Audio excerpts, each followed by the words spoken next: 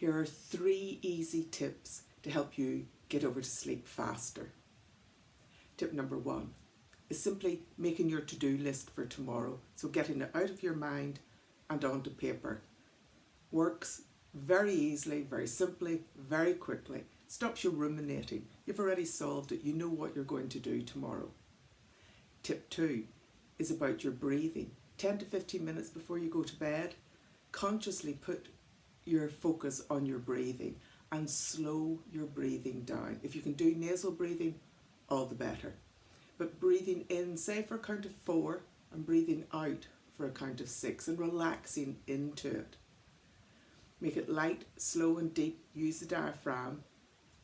And as I say, if you can do nasal breathing, all the better. It will stimulate your vagus nerve, which is your parasympathetic nervous system, rest and digest. It will start to calm you down. And tip number 3 is when you're in bed, lights are out and you're lying there. What I want you to do is a bit of self-hypnosis. So I want you to think, and in your mind say to yourself 3 things that you can see. And this isn't about moving around, it's just lying there. And in your vision, in your peripheral vision, what 3 things can you see? So it might be the bedside light. You might see the foot of the bed. You might see the ceiling. 3 things that you can hear. So maybe you can hear your own breathing.